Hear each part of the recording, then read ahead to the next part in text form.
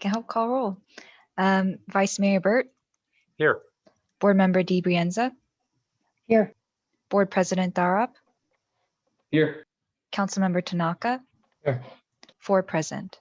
Thank you. All right. So our first, I'm fumbling through my the minutes to get to the agenda at the back. Sorry. So our first order of business is oral communications for the city school liaison committee meeting on March 25th. Do we have any speakers? Yes, we currently have 1 speaker at the time, and All right. that is Ms. Rebecca Eisenberg. Okay, we will allow 3 minutes. Great. Ms. Rebecca Eisenberg, if you can unmute yourself, you'll have 3 minutes for public comment. Thank you so much. Good morning, everyone. I'm so glad that you all have these meetings, and I'm very grateful to be here. So thank you very much. And I wanted to say just a couple brief things prior to coffee. I know that you do have an agenda item later about ways that you all can work together.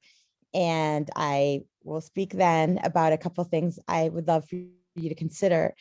But for now, here are just some ways that maybe, I don't know, some of your resources could be addressed well, I'll just get into it.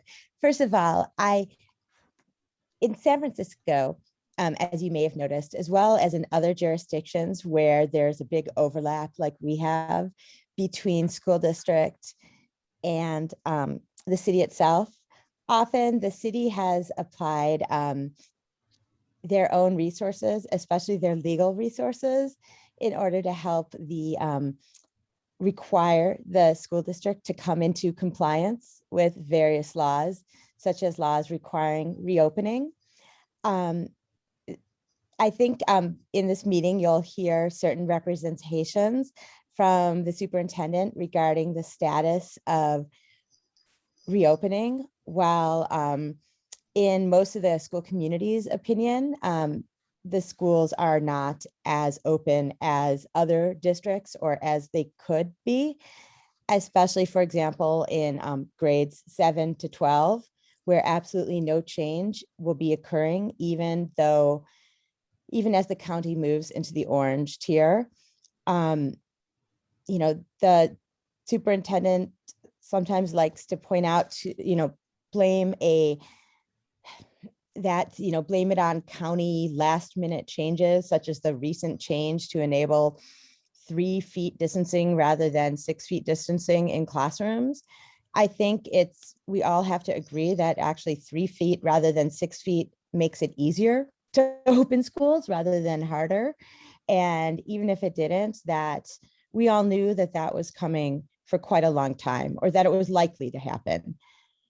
If there's any way that you could consider speaking with Molly Stump, like other districts have done, to see if maybe a little bit of kind of non-gentle encouragement could be made to get these schools open, because as the schools aren't open, the youth of the city, like with many others, are experiencing just very, very detrimental, traumatic mental health issues, and issues that may even cause irreparable harm. And I think this is the biggest crisis happening now. Thank you for your consideration. Thank you. Thank you. And any other members of the public for oral communications? No, that is all. All right, great. So we'll move on to approval of minutes from the December 17th, 2020 meeting and the February 18th, 2021. Procedurally, I'm trying to recall, are we permitted to vote on the December minutes when we weren't participants? Anybody have a knowledge on that? I don't think so. Yeah. I mean, you'd be voting on them without knowing how accurate they are, right? Yeah, well, I've seen people do it based upon a review of the meeting, but I I would be fine in foregoing that. We can I don't figure know it that out that's later. worth yours and Shaunik's hour and a half each of your time. So I don't Oh, know, we didn't miss that much? can just Greg and I approve them, or do we need a majority to approve them? I'm afraid we need a majority, I think. We do have one attorney on the call. I don't know if he has anything to add. I mean, I think we ought to then, if we ever want these minutes approved, we ought to review the meeting and then approve them. Or at Doesn't least seem one like of you there's any should. other- Yeah, I'll do it. I'll do it, Pat. I'm happy to do that. Okay. So All right. before next meeting, I'll have reviewed the December minutes and then we can vote on them then. Okay. So at this time, entertain a motion to approve the February 18th, 2021 minutes. So moved. All right. And seconded by, I'll second. great. All in favor? Oh, I Aye. guess we have to do roll call, huh? All right. All right. Chair Burt, Yes. Board Member DiBrienza, Aye. Board President Darab, Aye. Councilmember Tanaka. Yes. This vote passed unanimously. Thank you. So our next item is superintendent and city manager comments. I don't know which of you gentlemen would like to go first. Ed pointed to me, so thanks, Ed. Okay. Sure. Took one step Thanks. back. Good. Thanks, friend. Yeah. Mine'll be short. I think the big news is the return of all hybrid students back to full-time in our elementary grade levels. We are by a long shot the most open school district in the entire region. That continues to be true and even more true. Our teachers appreciate and understand that it's time to come back. The 3 feet distance did make a difference.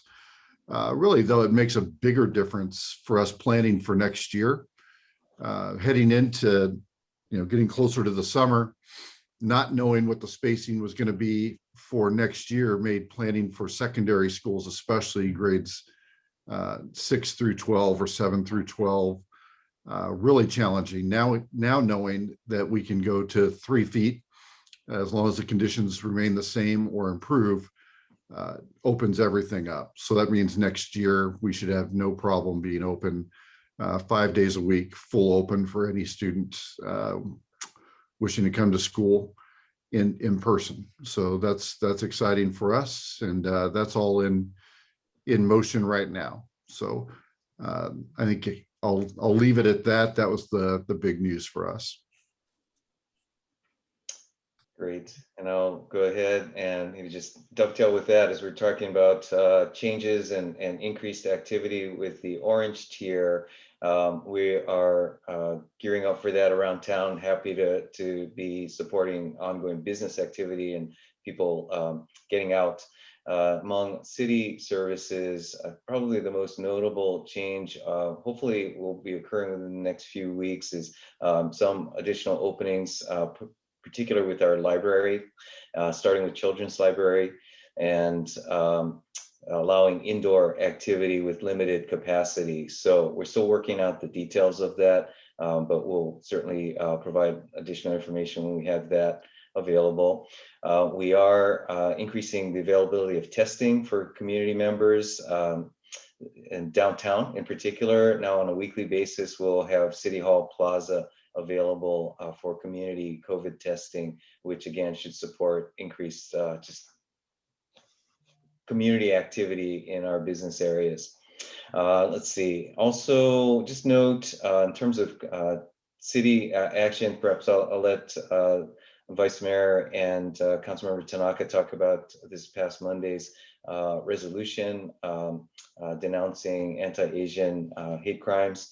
I just tie to that as a related to our ongoing work in race and equity, and including our this week's step in training for boards and commissions. And one of the elements there being increased inclusion. And our Deputy City Manager, Chantal Cotton-Gaines, doing a section on the race and equity work, including a little snippet from the 21-day challenge on microaggressions. So, just kind of the resources are continuing to pay dividends, and appreciate the ongoing collaboration between the city and school district on that. So I think I'll end there. Thank you. Anyone have any questions or follow-up to that? I would just add one other thing on the school reopening program. I continue to think that the district downplays too much their great work that they've done on the physical changes to classrooms to assure that air quality is safe, and the ancillary benefits of that for preventing transmission of other pathogens and addressing the long time issues around mold spores and potential fire season impacts. I just think it has a tremendous health benefits in addition to what you've done specifically on COVID transmission reduction risk. I think it's an undertold story that helps reassure parents, and frankly, I think it makes voters feel that that was a really valuable expenditure of resources from their tax dollars for facility upgrades. I encourage you to wave that flag and get it in the press, because I think it's really important. Shaunak. Just to follow up on that and Dr. Austin's comment on reopening, I just wanted to highlight for you, I'm not sure if you heard, but I think shortly after our last city school liaison meeting, Governor Newsom visited us and was able to come. We were able to host him at Barron Park, along with State Senator Becker and Assemblymember Berman. And we walked through Barron Park and discussed, the state of reopening and all these considerations, including ventilation. And he made a press conference from here, basically holding out our reopening plan as a model to look towards. So it was certainly something that I think full credit to Dr. Austin and his team at the district, because it's been, an incredible amount of work to get it this far and to be sort of that, be emphasized in that way. And now we're seeing other districts doing it. And I know I've gotten calls and emails from other board members across the state asking about specifics and how to move forward. And so I think it's a good thing to have that happen, because it means, we can impact the change in our regional neighbors as well. Great. All right. So our next item is the review of recent city council and PAU. Oh, I'm sorry. Chair Burt, sorry to interrupt. I do want to recommend going to public comment before we move on. Okay, sorry about that. Do we have any members of the public who wish to speak just to this subject? Yes, there is one speaker, Ms. Rebecca Eisenberg. Ms. Okay. Eisenberg, if you can unmute yourself, you'll have 3 minutes for public comment. I'm not going to take up the 3 minutes. I'm just going to respond that I disagree with the statement that our district is the most open. That may have been true for a little bit, but I do not think it is true now. One other thing is that I agree with the vice mayor that the district is prioritizing making building improvements. I guess I want to ask the vice mayor a favor.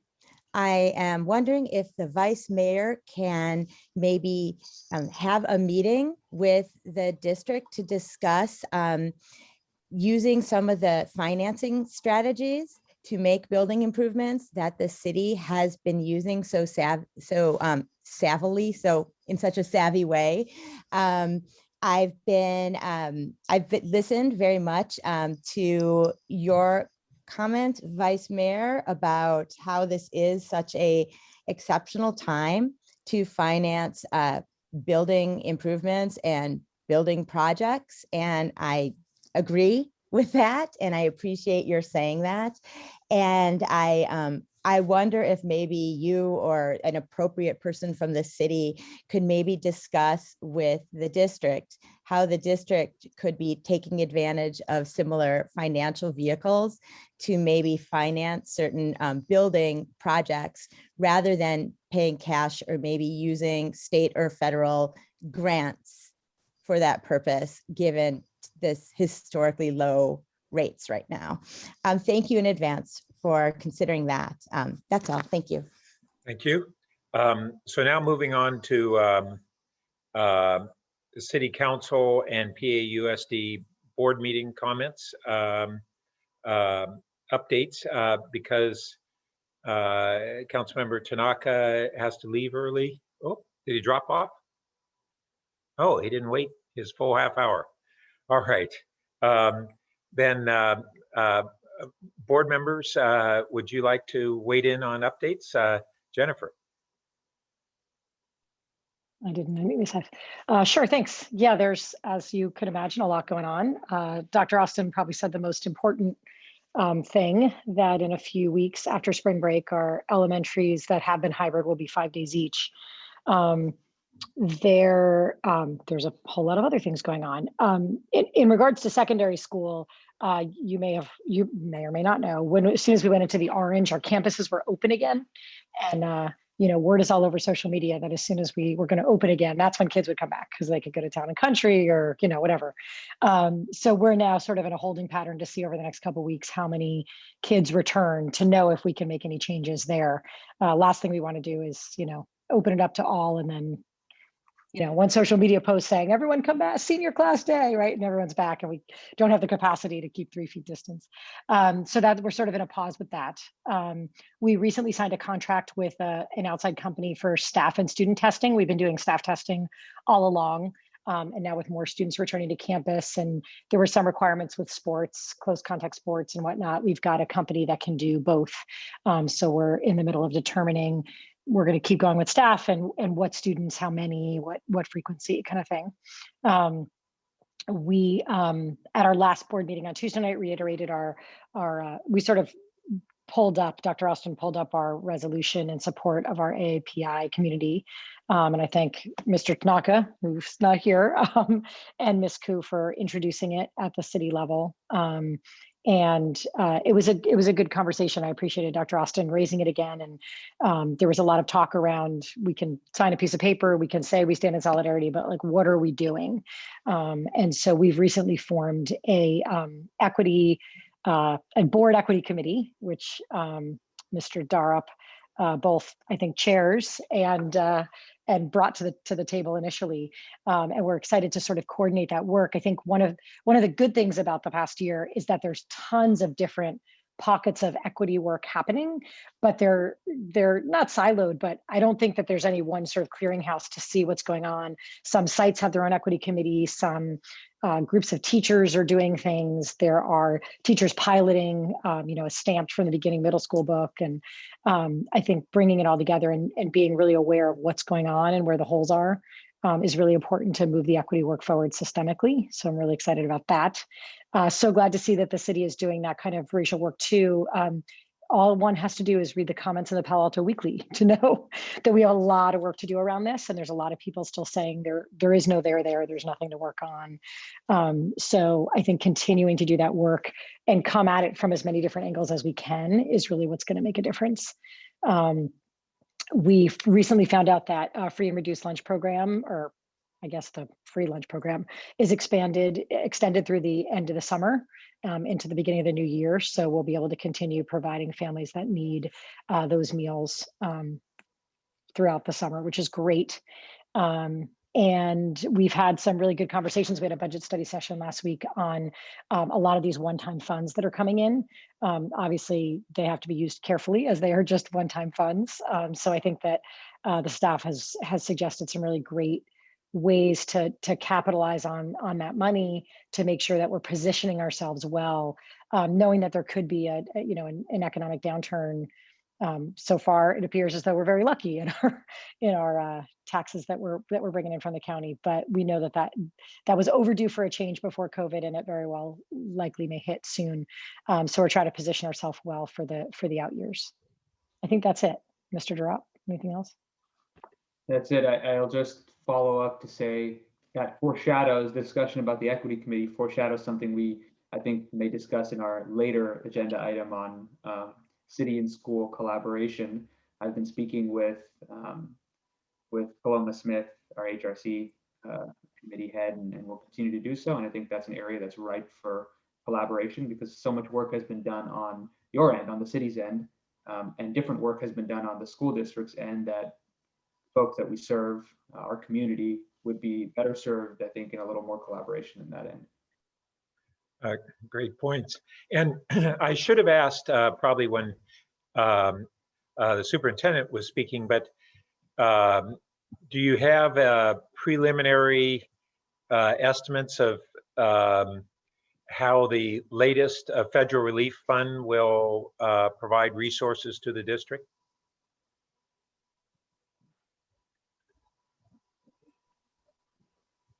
Yes. We can. He appears to be frozen. Oh, there he is. Okay. Yeah, and we can go ahead, Ms. No. Go. I'm I was muting gonna now. say, we did go through our budget assumptions and look through the federal money that we would be getting, the one-time grants, which, it's a place to be that we haven't been very often, which is to say that we have money to do the work that we need to do, including, things like textbook refreshes, but also things like the ventilation we discussed and making sure that, we make changes now that are going to be sustainable and that will continue to give us benefits, not just through the next year when we still have potential issues of COVID remaining, but also the sort of pedagogical things that we've learned through this time. One of the things that we highlighted at the board meeting in the budget assumptions was furniture, which may not seem like, it may not seem like a big issue, but it turns out that, and I toured some schools with Dr. Austin, it's mind-blowing the change that furniture can have on how students learn. And so modular furniture, the kind of furniture that allows students, for example, a principal told us that, wobble chairs, which we know, some of us may have in our offices, but those wobble chairs, if you have a student who's distracted or is having certain issues with engagement, a wobble chair can be just enough of a distraction to sort of siphon off that extra energy. It's like a fidget spinner. And so just these little ideas that I know that exist and have existed in sort of modules in the school district, now is a time that we can actually look at them on a systemic level and say, well, these are changes we can make that we have to make because of COVID and spacing issues, but also that are going to be beneficial in the long term for us. Not to mention teacher workstations, right? Totally. I have to, out of a personal pride in my mother, she actually designed the initial teacher workstations that ended up being adopted in the Cupertino district and then beyond, of the concept of having 1-on-2 and 1-on-4, kind of that modular station concept, getting out of the old 3x6 foot desk that was the pattern for teachers. And so she did that work back in the 80s, and it, I think, has had an imprint. So I realize that we will have an opportunity on the collaborations to talk about some of the things that are actually also COVID transition related. So we kind of have a second layer to that discussion beyond the anticipated one of longer term relationships. There's a more near term set of considerations that we maybe can do at that time, and I'll defer that part. On the city side, we've had a number of different activities, several that maybe have some overlapping interest with the district. One is the Castellea School expansion proposal. We're actually in the middle of a quasi-judicial hearing that we've divided between two different council sessions. So the initial session was a lot of kind of fact gathering and public input, and the upcoming one on the 29th, the 30th, is that right? 30th, I think, right? Special meeting on, do I have that right? It's on the 29th. 29th, sorry, is where we'll likely get into our actions on that. Another is the grade separation issues. We had a first dedicated meeting, a 5-hour meeting on this last Tuesday, and then we'll have another one later in April, where we once again are likely to take our actions at that meeting. These issues are so complex that we made the decision to break them up into first dedicated meetings for the most part, and to do it between one detailed meeting to really have a dive into the information and the public input, and a separate meeting after we've kind of been able to digest that and have additional time for detailed discussions and actions. So on the grade separation issue, we all know that this is something that the recommendation of the Community Advisory Committee, the XCAP, had recommended. The majority of that committee had recommended a closure at Churchill to vehicular traffic, with actually expansion of bike and pedestrian crossing capabilities, potentially one at Seal and another one possibly at Churchill.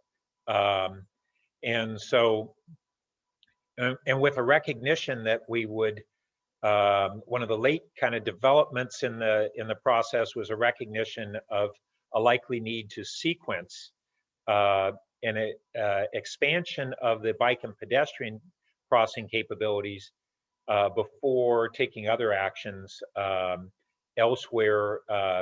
If there's a closure at Churchill, it's intended to be coupled with extensive mitigations at expanding the capacity of Embarcadero for vehicular traffic primarily. But that was the recommendation of the majority of the XCAP. It'll be an important decision for the council on whether they want to go forward with a decision at this time on Churchill closure. And there was a lot of initial discussion on that. That I think it's fair to say it's an open issue as we go into our next meeting. It's not a decided issue based on the recommendation of the XCAP.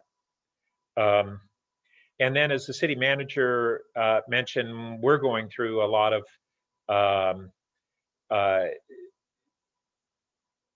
both public and within the city organization changes as we move to the orange tier. And we've already, in attempting to accommodate city employees who were essential workers, have been working on upgrades for our air quality, and are building into our budget. I believe it's correct that yes, you've already stated that we have additional funding for additional city facilities. And we're really looking at also how do we facilitate a rejuvenation of civic and cultural participation that we've all been deprived of for the last year, both in our downtown districts and other civic events. What things will be appropriate as we're transitioning toward normal? What things might we be able to do once we're more fully in a normal period, if good fortune prevails and we get to that point?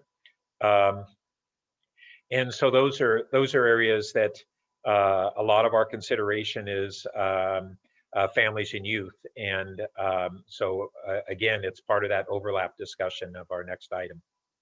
So Chantel, have I left out any major city council actions that in recent weeks that would be pertinent? I think you covered the bulk of the ones I can think of, maybe just the community economic recovery, which overlaps with a lot of the work you've talked about. Yeah, and so the city manager has really led on a program of how do we help facilitate the community recovery and economic recovery. And as you're probably aware, unlike your tax structure, which is predominantly property tax, ours is a variety of forms, and two of them have been exceptionally hard hit. Our utility users, excuse me, our transient occupancy tax, our hotel tax, and our sales tax. And our hotel tax was our kind of our primary funding source for an increase in our capital project beyond kind of the traditional baseline level, which was historically inadequate. And so that's been particularly hard hit, and that's an issue that the council is now taking up on. We had a discussion this last Monday, an initial one, and then we have our budget hearings, which will be very extensive in May and June. And it seems that this year we're going to have the opportunity to move from having to react in the crisis of last year to begin to think about more strategic budgetary changes for the next several years in this coming budgetary cycle. And so that'll be a great challenge. You know, we cut a lot of services, but those were largely cuts that were invisible to the public because they were shut down services during the crisis. And so the public didn't recognize the degree to which we've cut library staff and other functions because many of those functions had to be closed anyway. So we'll be emerging into a period where there's a greater public consciousness of what's been lost and how do we contend with that. So on that note, any questions on city actions before we move on to the next item? Okay. So the next item is collaborate. Hi, Chair. Yeah, Sorry to interrupt again. I do want to recommend going to public comment before we move on. Oh, we didn't have it on the board meetings? No. Okay, sorry. All right, we have public comment. We're a little behind schedule, so we'll limit public comments on these following items to 2 minutes. Great. We have one public speaker, Ms. Rebecca Eisenberg. Ms. Eisenberg, if you can unmute yourself, you'll have 2 minutes on the timer. Thanks. Thanks so much for letting me speak again. I just wanted to add a couple of things that I think we're missing about items that happened at city council meetings that I think that the school board should be aware of. One is that on Monday night, there was a conversation about actually dropping the third stage of bike improvements that that will, I can't remember, you can tell me, I don't care if it's out of turn or whatever. I can't actually remember what you all decided, or maybe I'd finally gone to sleep, about whether the city decided no longer to invest in the third stage of bike improvements in South Palo Alto that are intended to assist with many residents, including the many public school students who need safer bike lanes in South Palo Alto. So it would have been really great if the school district could have been actually contacted and given a chance to respond prior to the city council putting that extremely important safety measure on the chopping block. The way that, I mean, the city manager, the city staff putting that on the chopping block, the way that it was put on the chopping block. I also really want to, since it was brought up, the school board's resolution against violence and discrimination against Asian Americans. I just want you all to know that at the same time, the school district is vehemently fighting against a lawsuit that a family was forced to file after their Asian American child had been violently, brutally bullied on the basis of his race in middle school. It's been 3 years. The child is still incapacitated and unable to return to school. Yet the school district was not willing to settle and is actually taking this family to court. Actions mean more than words. Thank you. Thank you. And actually, the issue of we had a discussion this last Monday on our prospective capital projects. I kind of alluded to that, and it's a good point that some of those projects are part of this relationship of the city and the schools. City Manager, would you care to clarify on what actions were taken? Because I've heard elsewhere in the community a concern that perhaps the council took some action on deferring the Charleston Arastradero third phase program. Gotcha. Thank you for that more specific question. That was not done. There was a package of, I believe it was about $15 to $18 million total of capital projects that are slated to come forward by the end of the fiscal year. So really by the end of June. And one of those projects is a roughly $6 million project on Charleston Arastradero. So the council did instruct staff to come back and look for savings in the amount of about $2.5 million among that set of projects. So staff is currently looking at opportunities to save costs in the entire range of projects, but there was no action to defer any one of them. So we're looking at where we can accomplish that $2.5 million savings target, but should be able to do that without affecting the schedule for the Charleston Arastradero project. Great. And even those other projects aside from Charleston Arastradero, the direction was to likely just defer and not eliminate projects, right? And I should have mentioned that on the federal funding, we anticipate that we'll get about $12 million as a city off of the latest federal bill. And that's very significant to us. It's going to make a big difference in what kind of cuts we do or don't have to make beyond what was made last year, and whether anything can even be restored. So that was very welcome news there. So onward to our next item, which is the discussion of city and school collaborations. And I think everyone received just kind of a draft document that I had put together with one or two other folks. And it's only intended to initiate discussion. And as we move through this, I'd really welcome substantive input on both the context,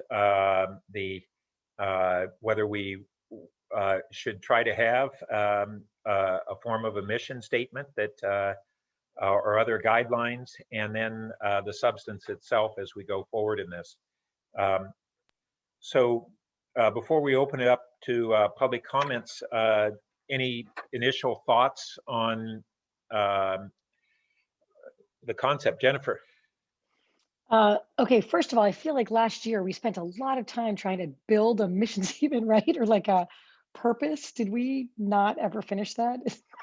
That would be of the committee as opposed to the city school collaborations. Oh, I see what you mean.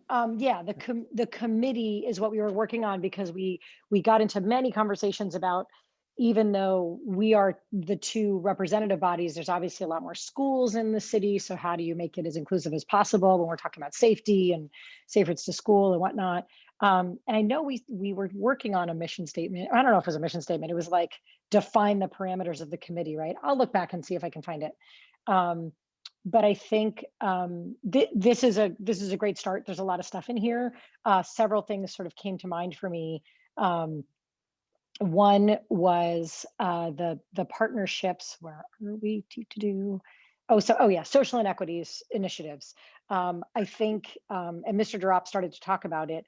I think the district working closely with the HRC just makes so much sense. There's, the 21-day equity challenge, I think, was very successful, and was a good reminder that just teaching students about equity and social change and social issues is not going to be enough to move the needle, right? We need to engage parents and community members too.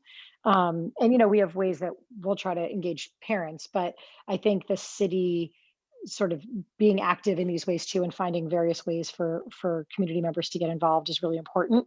And one other thing that just came up recently that I think it's more school district, but I think we'd be really interested in hearing city thoughts or any city ideas of input. You guys just opened the safe parking spot over near the, I'm going to say near the golf course. I don't know how else to say it. I believe that some of our students are currently there. And so some of them, we don't have they aren't VTP students, right? They're students that are probably McKinney-Vento students that would qualify as homeless. But it's up to them how they pick that designation. And some call themselves homeless and some say, no, this is my home, the RV. So they probably fall under different categories, but I'm a little worried about their transportation to school now that they're, a lot of them were on El Camino and now they're all the way across town, and some of them don't have a vehicle that moves easily. So I think that's something that for the fall, we as a district can think about in our bus stops. Is there one we can add there? My guess is that it's going to be a fairly transient population. So sometimes there might be several students there, sometimes there might be no students there. But it's just something new that I think probably falls under transportation, maybe falls under equity. But one of the things that we as a district have to think about, and would welcome any thoughts from the city, as you guys created that lot. And maybe if there might be another lot, having it closer to our schools. So those are just some initial thoughts on ways to beef up some of these or additional things that need attention. But this seems like a pretty comprehensive list that probably varies in your lead on it, our lead on it, stronger partnerships, just things we have to keep each other informed of. Yeah, and the hope is that we would, by identifying this, we would use that as the basis to look deliberately at each of these different collaborations and define, which are led by one of our entities and the other participated by the other entity, sometimes 50-50. It's one of the struggles we'll have, I think, is kind of how to take a laundry list and turn it into something that is more of a guiding document. And I think that'll require some thought. And I had already made that note on adding the equity component. Thanks for pointing that out. And that with the RV lot on Ging Road, and the answer is yes. We are still hoping to expand to additional RV accommodations. And as you probably know, the county is providing a whole bunch of social services for those residents and families at that location. And so that's really great. But we did lose the Embarcadero shuttle in our last budget cut. And that affects not only those students, but other students in the district as we start returning to school sites. Shaunak, did you have any initial thoughts after public comments? I think we could kind of go through it in a more methodical way, but any high-level thoughts? I think I'll just echo what Jennifer said. I'll wait until after public comment. I have some discrete thoughts. Great. Well, why don't we go? I'm sorry, Jennifer. Well, yeah, yes. okay. Well, it could be the conversation after. I don't think it matters. But the Cubberley Plan collaboration, I think I'm curious to know what you all think about the fact that we now have this Cubberley committee with representatives from both entities on it. And do you think that means that we as a committee aren't really going to be dealing with Coverly too much because that committee is, or do you think there's some purview for that committee and we'll have other things we deal with Coverly? I just think it's obviously such a complex issue, and I'm curious to have that conversation with you after public comment. Yeah, well, I think it's a quick answer. My supposition and understanding is that that committee would have the focus on Coverly rather than this committee. I think that's our city's understanding. The city manager, is that your understanding as well, that the ad hoc Coverly committee would have the focus on that rather than this committee? Well, actually, I do think it's a topic for the council to define. And so however you'd like to organize the venue for that discussion, we're happy to. Okay. We'll we have confirm. Shaunak on both, so that if, it's either way, it's okay with us because we can always communicate back and forth. But I think it will really depend on the, what things there are to discuss about Coverly, but it does seem like that hopefully that ad hoc committee will be a very active one that makes some progress on Coverly so that it'll free us up to talk about, a plethora of other things. Great. Yeah, good. Okay, so now to public comments for anyone who wishes to speak and having 2 minutes on this item. Yes, so we have one speaker, Ms. Rebecca Eisenberg. Ms. Eisenberg, if you can unmute yourself, you'll have 2 minutes for public comment. Since I'm the only speaker, I'm really asking for 3 minutes, please. Or maybe you just won't cut me off while I'm saying something. I have 3 points to make here that I'd really like you to think about and work together over. First of all, I'm extremely grateful to Dr. DiBranza for just mentioning the extremely urgent need for better and expanded safe parking programs, as well as the need to assist, especially in light of the pandemic, our growing population of unhoused and vehicle dwellers. As you all are probably aware, the city went ahead and ticketed and with intent to tow a great number of those RVs on El Camino, which most in the community, including many in the school community, many Pali students, including my son, have really objected to strenuously on behalf of the families who live in those RVs, many of whom, as Jennifer just said, are Palo Alto public school students. That was an absolutely terrible thing to do, but now is an opportunity to make things better. This state is offering $1.5 billion of money in the Home Key program. I have been doing my best to connect someone with the city with a person at Life Moves. Life Moves wants to create a program here in Palo Alto for temporary homeless shelters like it did in Mountain View, and also for vehicle dwellers. Can I please connect you, Dr. DiBranza, with my representative, with a contact at Life Moves? It's a very well-known organization. The second thing, thank you. You may know her already, actually, Elizabeth Funk. Additionally, I have 8 seconds. Please let me go over. I think it's extremely important that the city, that the school district be looped in on Castellea before it's approved. We all saw with this is be brief. We all saw with the Stanford general use permit, the extremely important role that the school district played. The same issues are at stake with Castellea's proposed conditional use permit. A conditional use permit and a GUP are pretty much very similar. Please, I'm almost done. Please, for the love of God. There are a lot of decisions that the city should not make without school district input. The school district needs to be aware of the parking garage that the planning commission has approved on our only bike boulevard in North Palo Alto. Also, the school district needs to look hard into financial ramifications of yes, this. Ms. Eisenberg, if you can finish your I am wrapping it up right now. The school district has a very, very important interest in looking at financial ramifications of the city actually subsidizing this private school within the public school district.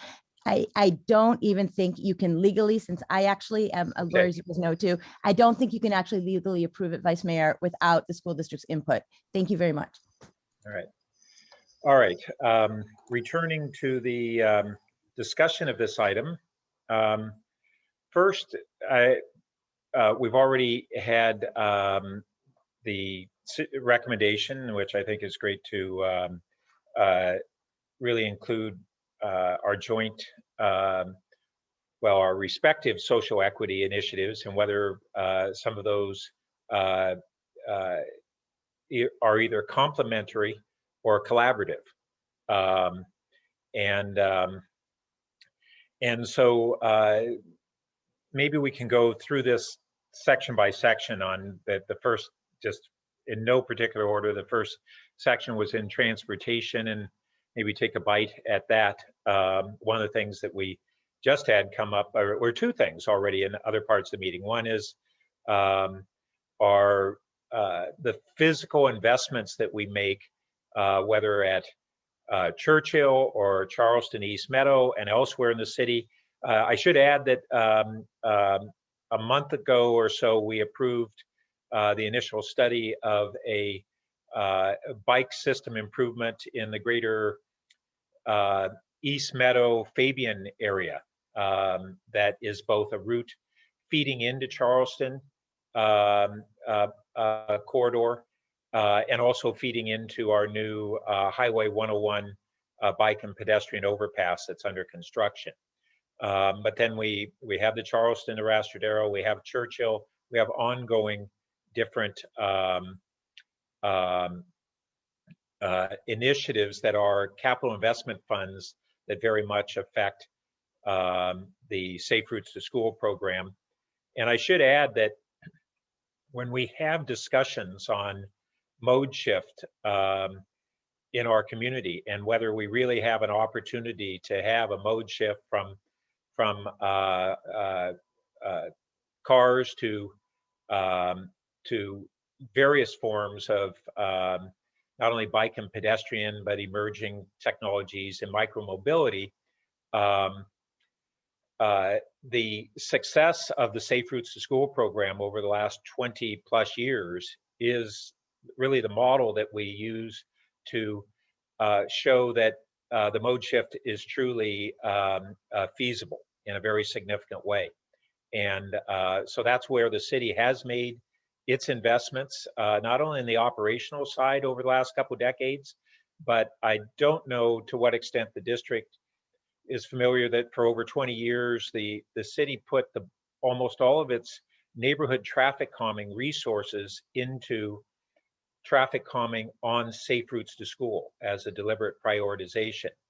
And those things, they take a lot of years before you get a cumulative impact, but those physical investments have helped support the operational efforts on the Safe Routes to School, and those continue. On the other hand, as we mentioned earlier, our whole city shuttle system has been basically, for the time being, eliminated, and school children were heavy users of that system in their commute hours. So, having said that as launching the discussion on the transportation part, any thoughts that you have, and in addition to the board members, Superintendent Austin, please feel free to weigh in.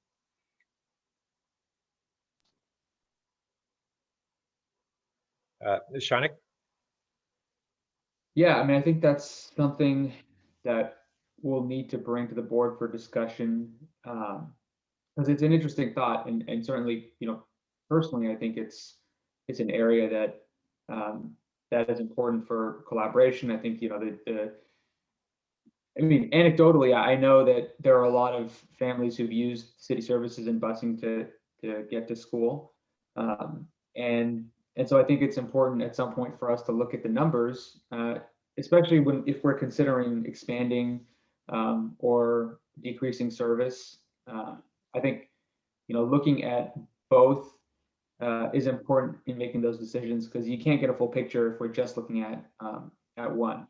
But I don't know the contours of that, and I think it would be something appropriate for discussion at a board meeting. So maybe we can go back with my agenda setting committee and discuss potential future date to get a report or something like that. Great. I'll add one other thing on the shuttle buses. And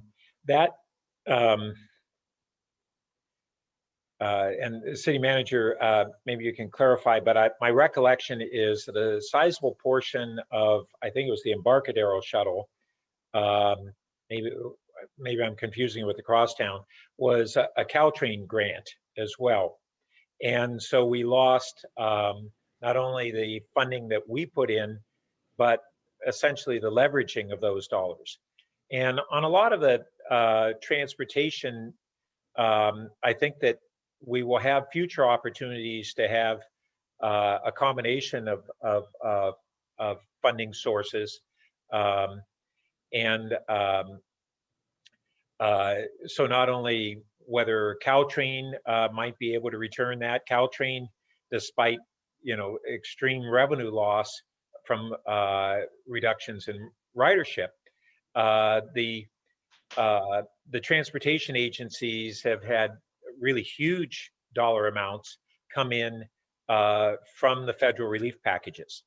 I'm now on the VTA board, and the VTA, despite drastic revenue losses, has a surplus in operational funding solely as a result of the additional federal dollars. And that was already the case for this year, and then they are just getting a whole nother round. Caltrain is the same way. And so even though those agencies have real struggles, we still may have opportunities to be able to solicit some funding. And one of the things that the city has had a real concern on with VTA for a long while is that a good number of years ago, they had the VTA had taken on a lot of bus service within Palo Alto and Mountain View to Palo Alto, et cetera. And they've been cutting back those services in the last few years. And that happened on our San Antonio corridor. We've had different battles to retain that. And so that's something that now being on the VTA board, I'm going to be interested in getting more information, not only our city needs, but the school district needs, and how ideally we might be able to have a pooling of funds for some local bus system that would serve students and the community and be funded by potentially R2 entities and Caltrain and VTA and maybe other funds. And by pooling the resources, we might be able to pull something together. Jennifer. Just to, I suppose, backing up what each of you said, this is something that I think we as a district are going to have to take up. And unlike our last budget study session, which was lots of one-time funds that is kind of nice to have and get to spend. Obviously, if we committed to any sort of increased transportation, that's pretty pricey, as you all probably know more than we do. So if you can advocate for that in any way, shape, or form, I know that both our shuttle and the VTA buses, a lot of gun students were using the VTA bus.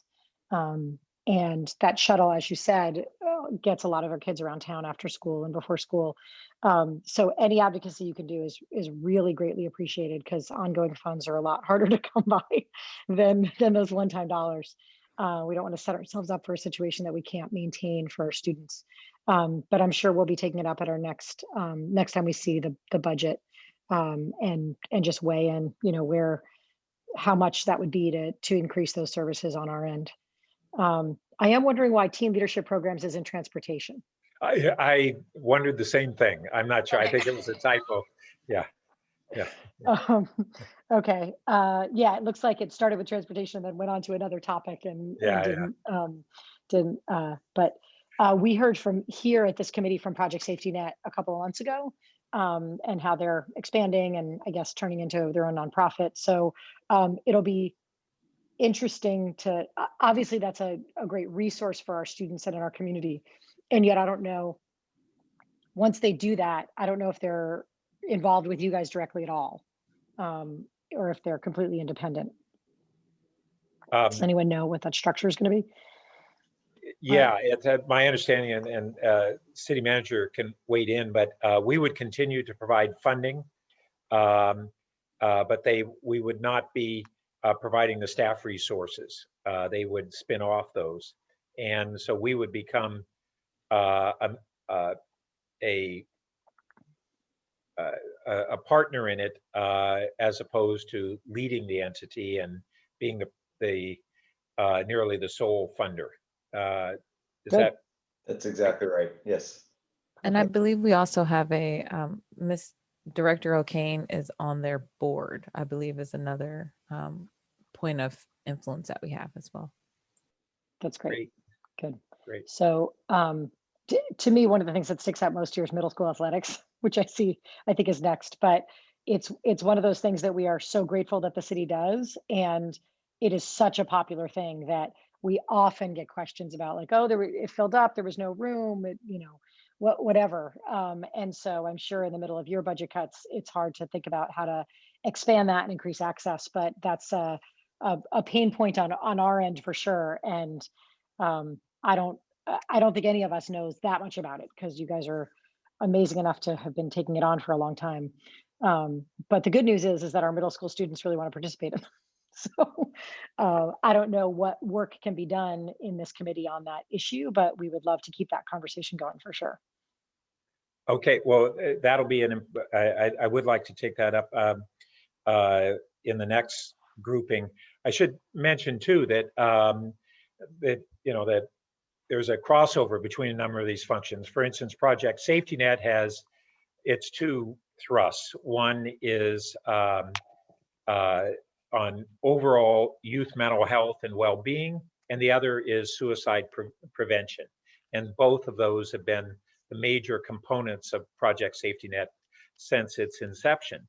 And on the part of that is intersect with actual physical track safety measures, and that intersects with our grade crossing discussion and the safety improvements. And one of the principal reasons for the investment, which will be at best many hundreds of millions of dollars in our grade separations, is to provide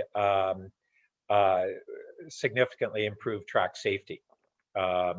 And so that's another thing to bear in mind on how that intersects with the other issues, and the crossover between transportation and safety of students riding to school versus safety on the tracks. A lot of these areas kind of have crossover relationships in the topics. Let's see.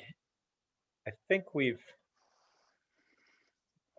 final part one is on crossing guards, and that's something that I'm trying to recall where that was left off in the budget. Were they eliminated for this fiscal year as we're returning to school? I'm frankly not up to speed on where we are on bringing back crossing guards as needed. I see them out there in the morning, so Yes. someone's paying for them. They are there, and we are paying for them. Yes, they were not completely eliminated. There was some reduction, but we are actually, to a certain extent, expanding based upon the schedule, now school schedules and the needs in different parts of the town. And I think this is one of the follow-up discussions that will be important, and has in the past we've dealt with these relationships on an ad hoc basis, and when the city went through dire fiscal times, or earlier in the decades ago when the district did, as the city picked up many of these functions that are not necessarily typically city funded in normal circumstances, whether they're buses for kids to go to school. We used to call that was part of the school bus function, or crossing guards in I believe most district, that's a district funded role. And so I think that this is going to be part of just our whole objective discussion on not only how we collaborate or complement each other in meeting the needs of youth and families, but how we objectively look at sharing financial responsibilities to meet those. And of course, that always gets tough when we're looking at our respective budgets, but that's one of the things that I think as we move beyond the collaboration part is how do we then actualize these things, and what are our proper responsibilities on sharing those costs. And as you know, I mean, that the city is in tough financial circumstances right now. We've made some very drastic cuts and prospectively had more. Okay, so then the next block we had as recreation, and Jennifer, you mentioned not only middle school athletics, we also have had a collaboration for a long while on use of playing fields, which is one where our recreational uses are able to take advantage of times when the district fields are underutilized. And I think that's one of the things that we should look at, what additional opportunities there may be going forward. We certainly want to make sure that as both youth and adults are valuing outdoor space and activities in this era even more than normal, that we're looking for opportunities to utilize those capabilities and to share them, and I think that's been an ongoing and real constructive collaboration that's occurred for many years. Kristen, maybe I can call on you and ask, are there any kind of current issues or on the horizon aspects to this collaboration that we later this year should be talking about in this committee more as part of this comprehensive approach? Sure. Thank you for that, Vice Mayor. So for the specifically related to the fields, I believe we just renewed that agreement with the school district. It is a revenue share, I believe. So that one was just renewed, and I'm not sure when it expires. But I don't see any issues with that one going forward. I think there's some mutual benefit with that agreement. Did you want me to speak on some of the other items as well, Vice Mayor? Sure. Please go right ahead. Sure. So, yeah, middle school athletics has always been one that we've, I think, discussed as whether the format of that program is appropriate, or whether we should expand it or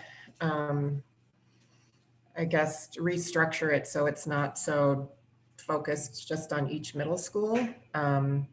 So the way that program is right now, you can only participate in your own school's team, which is unusual for a recreation program. So we've looked in the past on ways to revise that.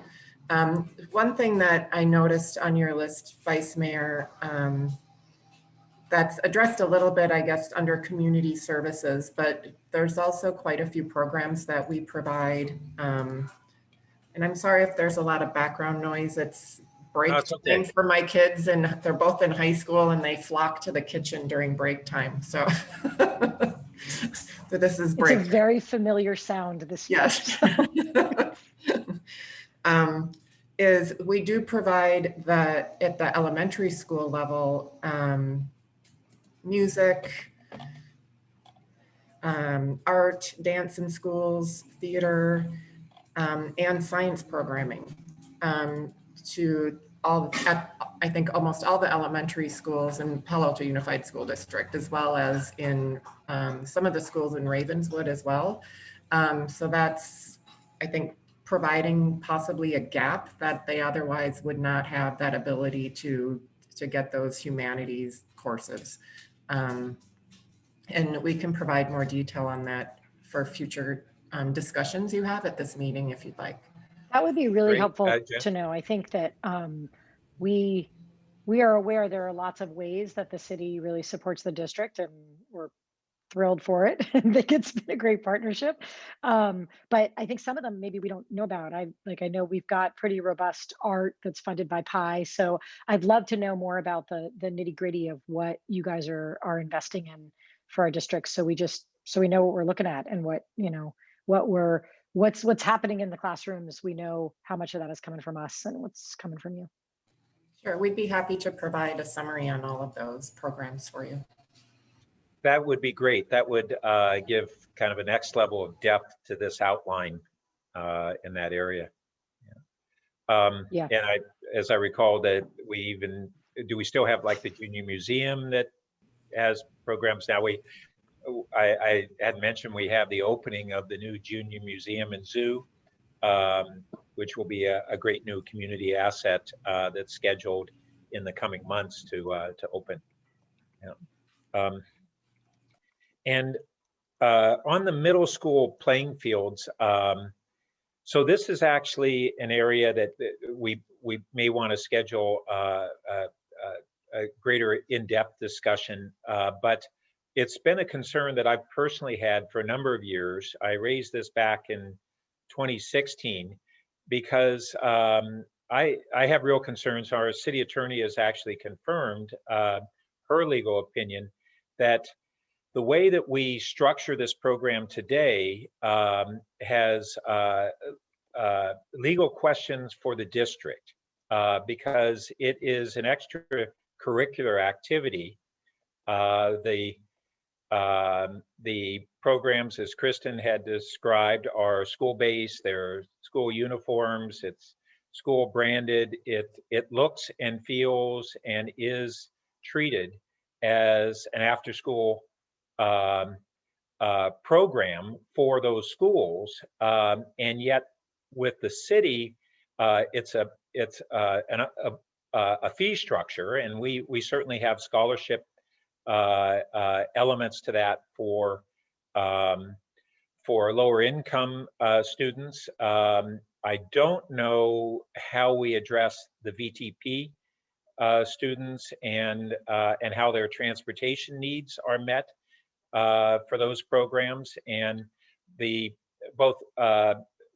been court cases, legal decisions on the constitutionality of it, and then subsequent state legislative action that have clarified that programs like this really need to be treated as school-based extracurricular activities. Now, my understanding is we're in a cost recovery element. So this is not something that is harming the city financially, as my understanding.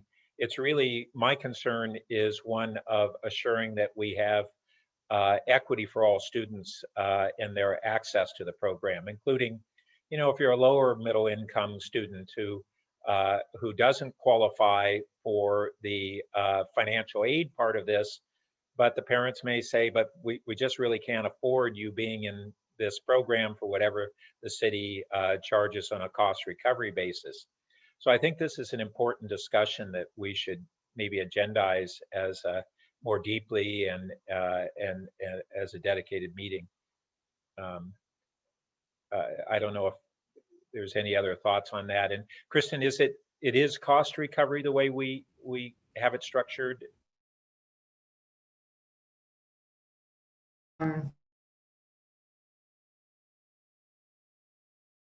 Last year as part of our budget strategy.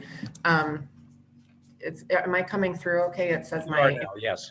Internet connection's unstable. So it is pretty close to cost recovery. We still continue, well, this year has been unusual. We've just done sort of a modified program doing skills-based athletics just to comply with the health order, but to keep kids active. So the fees were reduced greatly, but I think there is definitely a need to revisit the program and see how we might just allow more kids to play, like you said, Vice Mayor, those kids who aren't qualifying for the fee reduction program. But, you know, if parents have to choose between this and something else, they may have to choose the something else. So I think it would be worth revisiting that for sure. And I'm actually surprised that the middle schools don't have like an athletics booster program that could help support some of these sports programs that we offer. I'm not sure if there ever was one, but that might be a way to fill that gap. Well, and the way my understanding of what is now state law is that the model that the district uses for high school athletics is perfectly permissible, where they ask for voluntary contributions and different boosters and those kinds of ways where there is supplemental funding, but it's not obligatory to participate in the program. And I think that's the model that is indicated is what we should be perhaps following.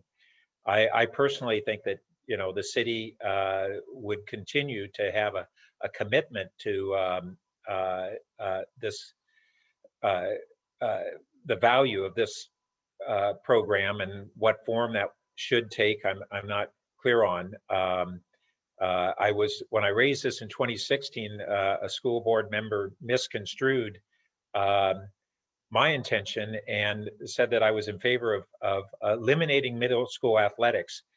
And I can tell you, having come from my father was athletic director, and that was very deep in my family. That's not my intention.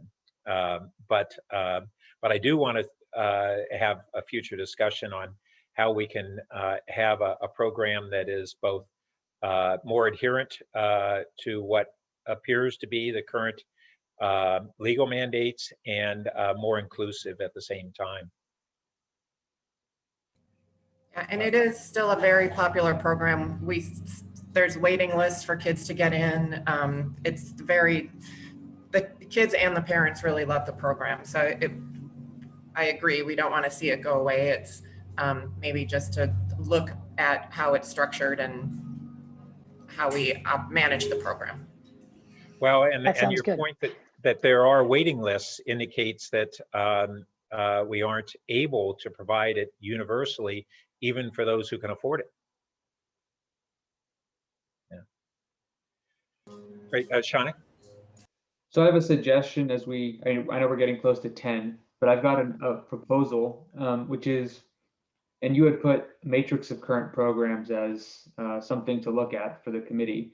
I think it would probably be a good idea for us to get a matrix together on each side of where we each believe there are areas of overlap, and then the amount of funding that each body provides. I think it'll be illuminating to see in the first instance where we differ in areas we believe there is overlap. And I think that will be an area that I think will give us some insight.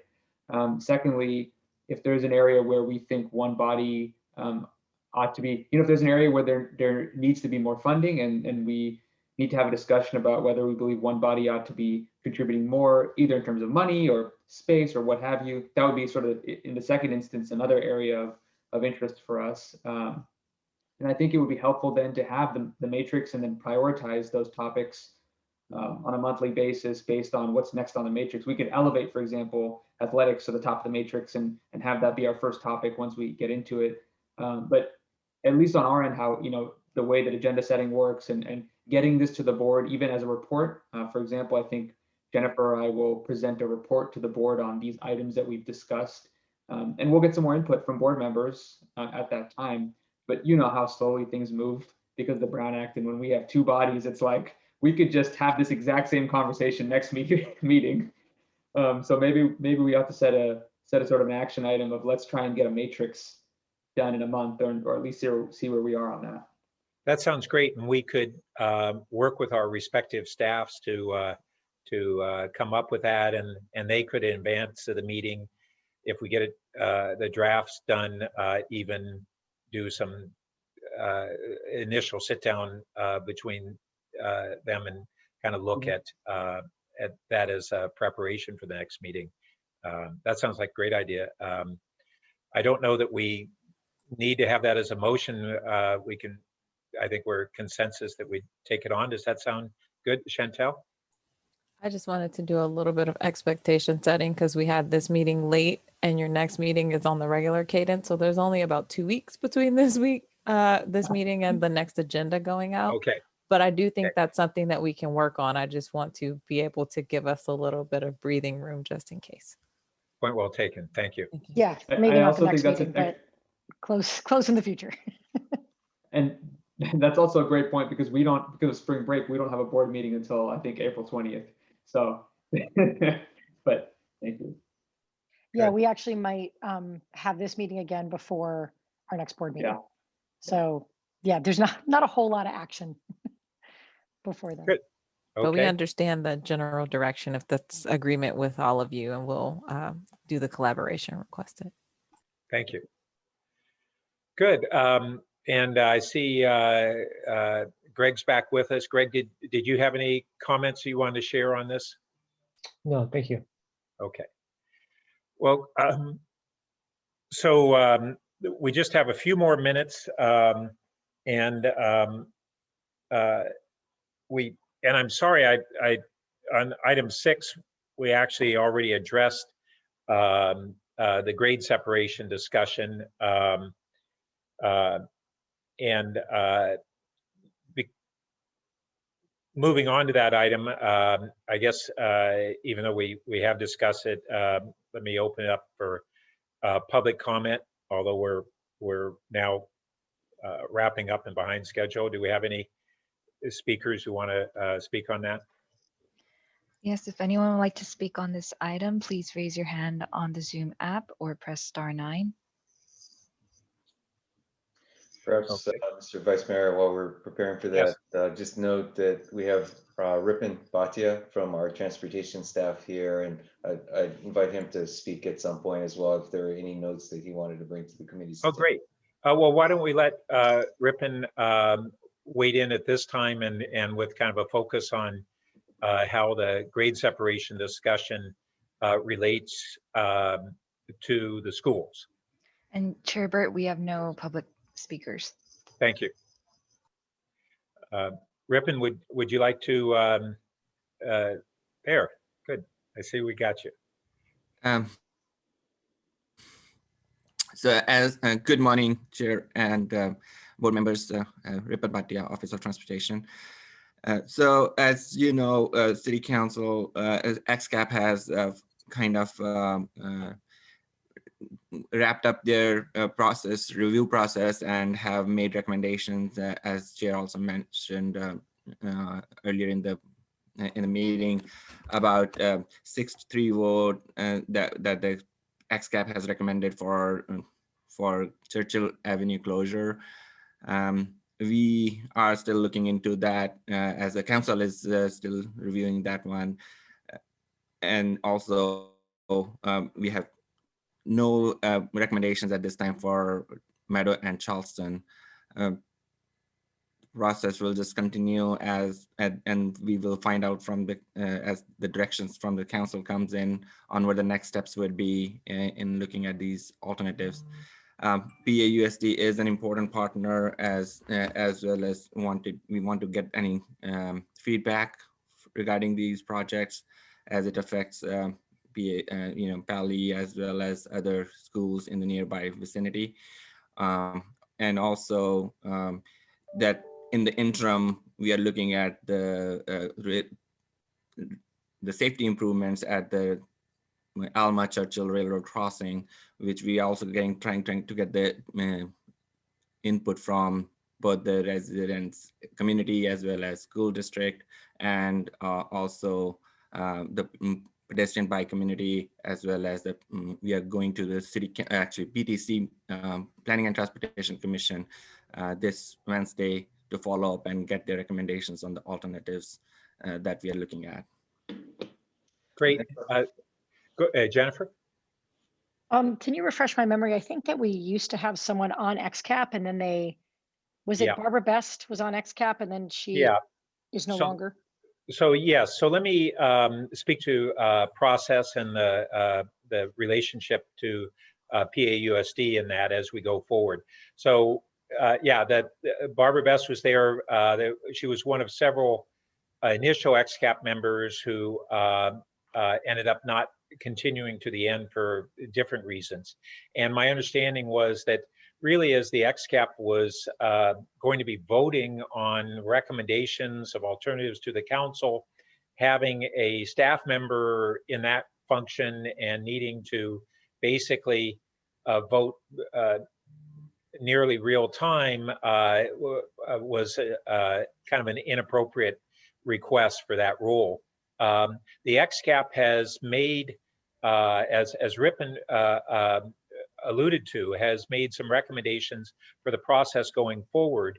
And several of those explicitly included how do we incorporate PAUSD and Safe Routes to Schools and the PTAC and several other entities that can and should have voices in these decisions as we move forward. So that's part of their actual specific recommendations is continuing to have that engagement and even deeper engagement going forward. I should add that part of the evolution of the discussion of these alternatives has had this greater focus on bike and ped and construction impacts. And so these projects, when they finally occur, will be multiple years for each grade crossing of disruption and potential closure of those crossings. Huge construction impacts. We tend to think about, well, what's the long-term impact of the project after it's been constructed, but this is a massive disruption. Out of that, not only are we looking at dedicated bike and pedestrian tunnels at Churchill and Seal, but one that has been on the drawing board for more than a dozen years is a bike and ped crossing at Loma Verde. And that has been elevated as a result of this process and the NVCAP, the North Ventura Area Plan. And it's getting a lot more consideration, and the city manager has shared with me that he believes that it could be a candidate, and some of these bike and ped crossings could be candidates for some of other Measure B funds beyond, and other funding sources, I should say, different grants beyond the dollars that were dedicated to grade crossings in Measure B. And you may not know that we had $700 million that we negotiated toward grades, the 8 grade at-grade crossings between Sunnyvale and Palo Alto, of which 4 of those are in Palo Alto.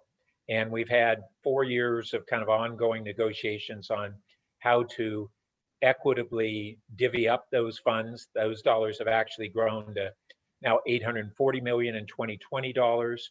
And so that's a major down payment on this construction, but not enough to fund them fully. And so I think that the opportunities for and necessity for bike and pedestrian crossings at more locations, in particular in South Palo Alto, where they don't exist today at all, grade separated crossings, is going to be a major part of the discussion, both to expand that capability and as a mitigation before we can move forward with the vehicular crossing construction. That's kind of a complicated description of that, but the bottom line is that I think we're going to have deeper discussions and relationships with both the school district and related community organizations as we move forward on this, what's described as the biggest and most expensive public works project in Palo Alto history. So that's how significant it is.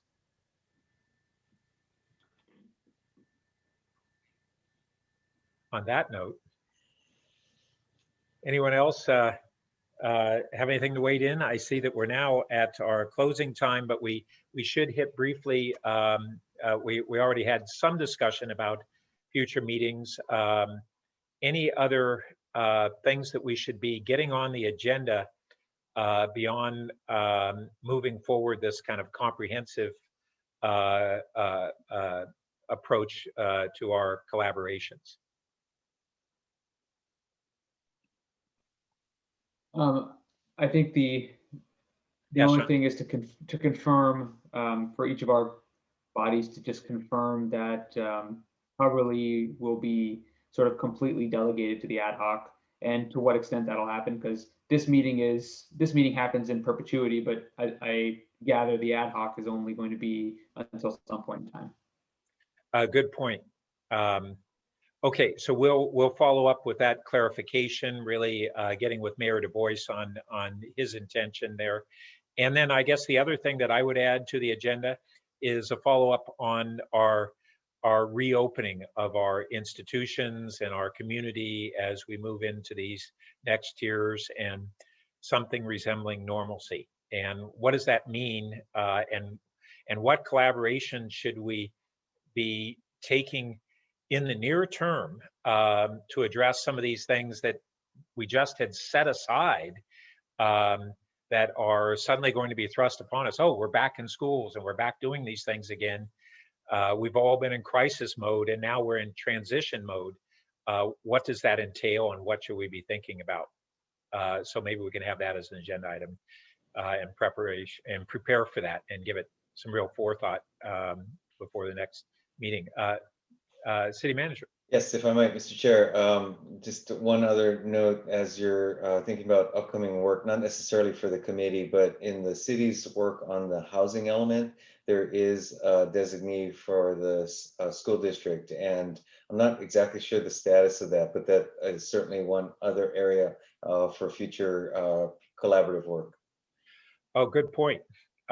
So we're wrapping up, we have every 8 years a new housing element that we have to work on for our regional obligations. And so we're initiating that committee. It's really a very important and impactful role. And frankly, it intersects with another commonality between us, which is what you've been experiencing of a declining school population and the relationship of housing and what types of housing would address that real balancing of school interests and community interests. So that makes me realize that actually that should be added to our comprehensive collaboration list as a topic area itself. But we, as the city manager stated, we have this more immediate, we right now are composing our housing committee and we having applications, and one seat would be specifically the district representation, is that correct? But others would be community members that could be from the parent community and otherwise who would be community members as part of that. And so we want to get a diverse set of perspectives and participation in that. So anything that the district can do to help encourage that. Chantel? Just wanted to point out, they've included it in the newsletter blast that Dr. Austin sends out. So I believe we have had some candidates that are parents from the district. I don't know the exact status of it, but you guys have been great with helping to spread the word so that we can get more applicants that are in the district. Excellent. Is our designee typically a staff member that would sit on that, or is it up to us? Could it potentially be a PTA person or something? Or a board member. Or a board member? Yeah, go ahead. Sorry. I believe the information was for a board member, and I can double check that by staff. Then great. What I'll do then is I will, as is our process, I'll appoint a board member pending approval of the board. And we can have that, well, not by the next meeting because we won't have our own meeting, but by the following meeting, we can get that done. Yeah, That will would you be all be great. back from Miami Beach in your spring break by then? Yeah. Sorry. All right. Well, I think that wraps things up unless anybody else has anything. Thank you. And yeah, No, I was was that a saying bye. goodbye as opposed That was to? a goodbye. Yes. All right. Thanks, everyone. Meeting Thank you. adjourned. Thank you all.